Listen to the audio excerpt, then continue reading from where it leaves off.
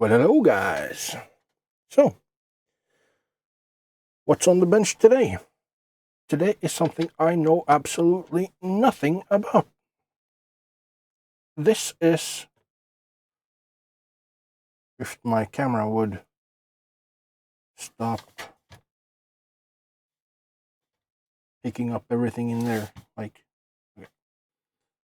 I picked up this one, and it's bigger in size, but lighter in weight. And they're both completely unbranded as far as I can see. There's nothing on the back. And looks like everything here is sort of custom, if you will. Because this back is pop riveted, and it's got a feel of it like somebody wanted to make it as professional as they could, but then stopped. Because they could have done it a lot better, like polishing off these marks where they made, or for the center points and all that. But yeah, anywho, I know absolutely nothing about it. They were just given away on Facebook Marketplace, of all things, which is something I rarely, if ever, use. It only has an LED and a push button. That's it. But it's got some quite good weight to it. I would say it's somewhere between 4 and 5 kilos, around about there. Yeah, around 4 maybe. And I can see it's got a pretty nice toroidal transformer in there. But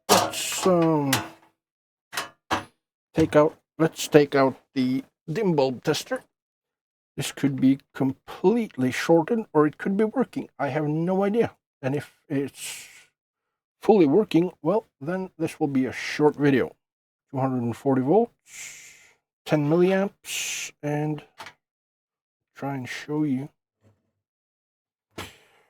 the LED. Can you see that light on? Yep. What happens when I push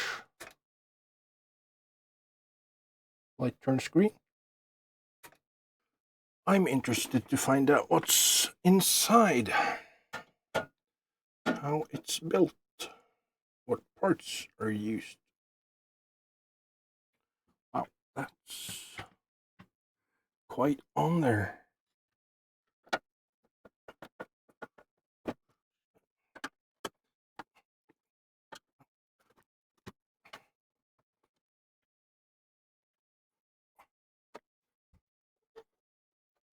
There's absolutely zero. I took out 3 screws, and there were 3 different screws. Some of them are held or really tightened to within an inch of its life. Okay, those two are the same. And there should be one here.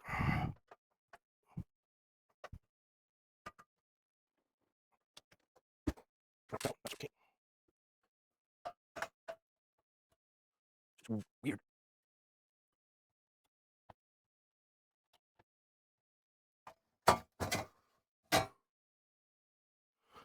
Well, it's dusty, that's for sure. And it is homemade. There's that was kind of funny. Intel Inside Pentium 4, designed for Microsoft Windows XP.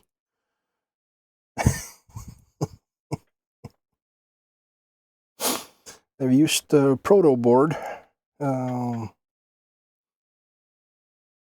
for its relay. Terminal blocks. Ding.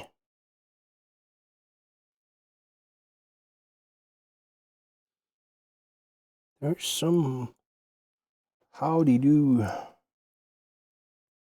It's LM3886 based, so 200 watt, 100 watt per channel. I mean, some of the wires they've used are... Let me try and zoom in so you can see, because it looks like this one, for example, that's for the positive input.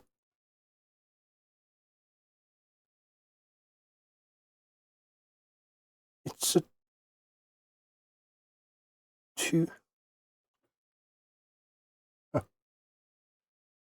I mean, I'm really... the solder work on these caps, if you can see that.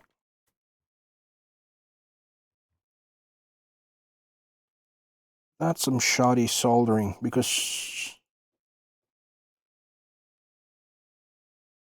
Yeah.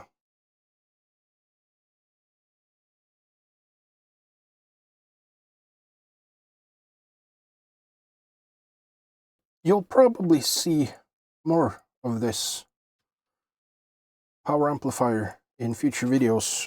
This is it for now, because it was a spur of the moment, just because I wanted to have this or feature this in today's video. But I kind of like this, not in its present state, but I like it enough to want to rebuild it and do it proper, because 200 watt or 100 watt per channel power amplifier, that's, yeah, decent. But I bet you that's the first time you've seen a power amplifier with an Intel inside a Pentium 4 designed for Microsoft Windows XP. See you next time. Bye.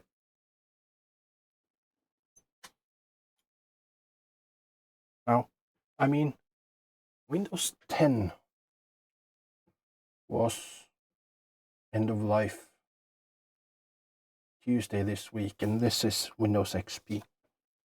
Yeah, I guess, yeah, okay, Windows XP. Sure, okay.